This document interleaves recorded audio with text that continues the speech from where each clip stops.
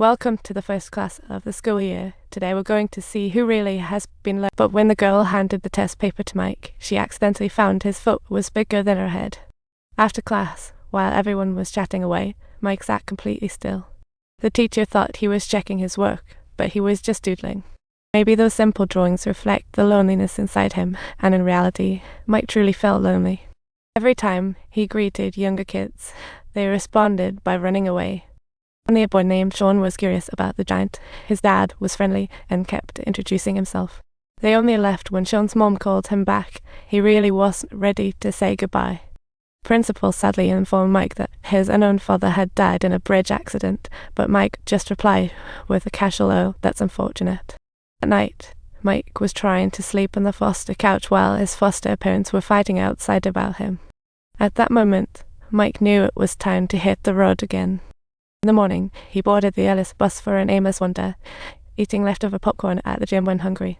When clothes get dirty, go to laundromat and slip yours into others' machine unnoticed. Life seemed to paint a grey shadow on his future, and reality was just too overwhelming. Until one night, the Sean family appeared and turned Mike's sad tale into an exciting twist. Well, obviously, the gym was already closed. The wife, Annie, suddenly had an idea and ordered her husband to turn the car around to chase after Mike. They found Mike and asked why he went to the gym so late. He hesitated because it's warm. Annie then asked if he had a place to go tonight, and when Mike shook his head, she shot her husband a knowing look, and he understood. No surprise there. The kind wife invited Mike into the car, and they stopped in front of a well-lit mansion. Mike felt a bit like he was in a dream, staring at the luxurious surroundings. The daughter at home got so flabbergasted when she saw this giant figure. With the guest room full of boxes, Annie decided to let him crash on the living room couch, then pointed out where the bathroom was. Annie felt relieved as she returned to her bedroom, but she quickly regretted her hasty decision. She feared a break-in from her kindness, but her husband said they'd know by morning. Next morning, Annie was all set to deal with the potential mess and warned her husband to have the insurance company on speed dial. As she quietly went downstairs, tidy couch sheets and a clean floor made her feel a hint of guilt. Mike had already left, ready to start the next chapter of his wanderings. Out of a sense of guilt and kindness, Annie invited Mike to spend Thanksgiving with them. So, feeling a bit clueless, he stayed for lunch, and Sean's family had a feast that was jaw-dropping. Mike only took a couple of scoops of rice and some veggies, fearing he'd get judged for eating too much. While others lounged on the couch, eating and watching the game, Mike sat properly at the dining table. Seeing this, Annie turned off the TV and brought the food and friends to the dining table. It's a holiday after all, and his daughter reached out her hand towards Mike, and Sean joined in too. Mike felt as if drifting into a dream of kindness he had never known.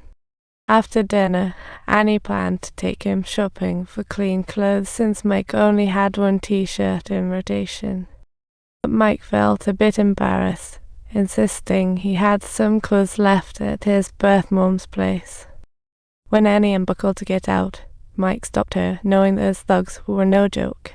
Mike wouldn't let Mrs. Annie get into trouble, but when he stepped into the house from his memories, he was greeted by a cold eviction notice. It meant he was done contacting his birth mother. Life was nothing but a longing, and all the pain started to drown him. Mike returned to the car, trying to cheer himself up, and Annie seemed to get what he meant, so she instantly took him to town to shop. But the stares from the black folks made her feel unsafe. Soon, they arrived at a big clothing store. No clothes here were larger and wider. Few fit Mike. He finally chose the cheapest and his favourite style. In later days, Annie drove Mike and Sean to school. Watching their happy figures in the sun brought her satisfaction. So, Annie invited Mike to stay longer. Mike couldn't believe it, and Annie felt touched. She found it hard to imagine that the simple bed sheet in her own life was what someone else longed for day and night. She couldn't fathom how much hardship this poor black boy had endured. while Sean silently changed Mike's emergency contact to his own name. Once all the paperwork issues were taken care of, Mike gradually started to take an interest in learning.